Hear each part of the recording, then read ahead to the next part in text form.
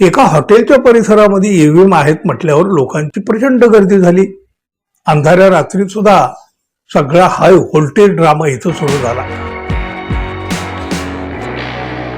मित्र हो, अनेक वर्ष प्रलंबित असलेल्या या जिल्हा परिषदेच्या पंचायत समितीच्या निवडणुका झाल्या, एकदाच्या मतदान सुद्धा झालं.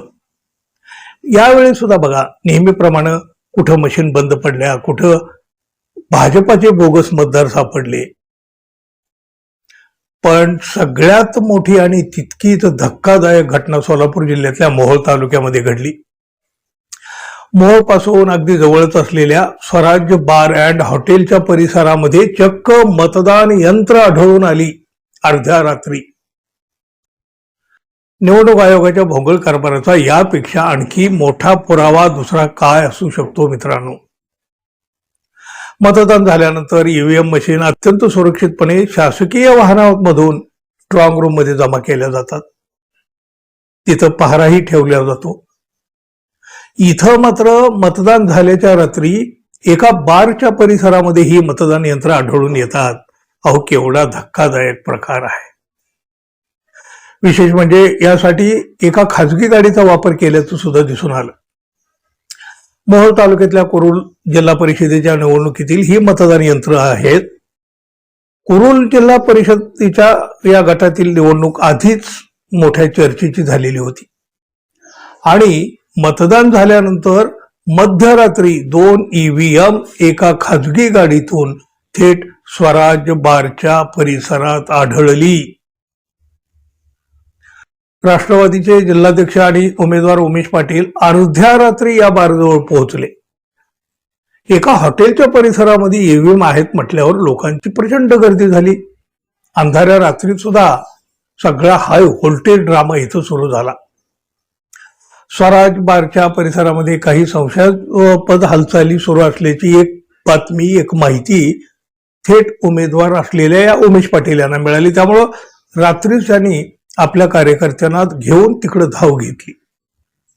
तिथं पोहोचल्यावर त्यांना एक खाजगी गाडी आणि मतदान यंत्र आढळली, व्हीव्हीपॅट आढळले.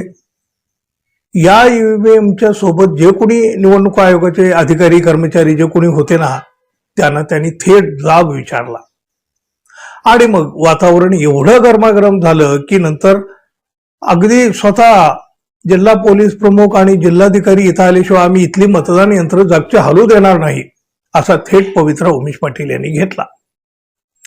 अंधाऱ्या रात्री इथलं वातावरण एकदम गरमागरम झालेलं होतं, तापलेलं होतं. या गंभीर घटनेची माहिती मिळाल्याबरोबर निवडणूक निर्णय अधिकारी सीमा होळकर आणि त्यांच्याबरोबर सचिन तहसीलदार असलेले सचिन मुळीक धावत धावत तिथं आले खरे. मतदान झाल्याच्या नंतर ही मतदान यंत्र एका खाजगी हॉटेलच्या परिसरात काय करीत आहेत असा प्रश्न या अधिकाऱ्यांना सुद्धा विचारला गेला. आता अधिकारी काय सांगणार. अधिकाऱ्यांनी मात्र या मशीन ज्या आहेत, या हॉटेलवर ज्या सापडलेल्या आहेत, या राखीव मशीन असल्याचं सांगितलं. उमेदवारांनी त्यांच्या कार्यकर्त्यांना मात्र हे पटत नव्हतं, पटलं नाही. खरं तर हे पटण्यासारखं नाहीच ना. मतदान यंत्र आणि एका बारच्या, एका हॉटेलच्या परिसरामध्ये अंधाऱ्या रात्री, म्हणजे बघा, एकतर आधीच लोकांचा निवडणूक यंत्रणेवर विश्वास उरलेला नाही आणि त्यामध्ये मतदान झाल्यानंतर अर्ध्या रात्री ईव्हीएम एका हॉटेलच्या परिसरामध्ये सापडतात. म्हणजे सगळं काही संशयकल्लोळ निर्माण करणारं तर आहे नाही. व्हीव्हीपॅटसह 2 मतदान यंत्र या हॉटेलवर पोहोचलीच कशी, हाच खरा तर सगळ्यात मोठा असलेला प्रश्न आहे. आणि निवडणूक अधिकाऱ्याने आता काही जरी खुलासा केला तर तो खुलासा कार्यकर्त्यांना न पटणारा आहे, पटलेला सुद्धा नाहीये त्यांना. अधिकारी म्हणाले, मतदान झालेली मतदान यंत्र आमच्याकडे सुरक्षित आहेत, हॉटेलवर सापडलेली ही मतदान यंत्र राखीव आहेत. म्हणजे खर तर हे न पटणारी सगळी बाब आहे.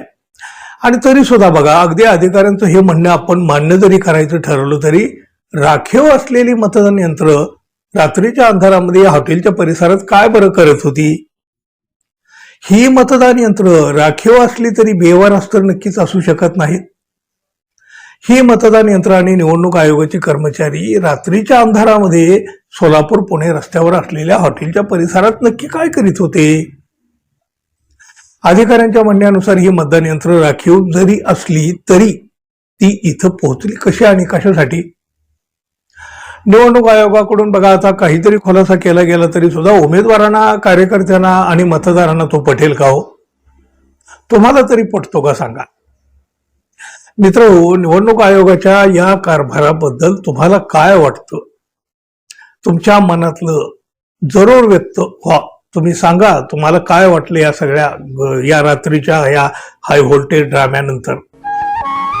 धन्यवाद मित्रांनो, पुन्हा भेटू. नमस्कार.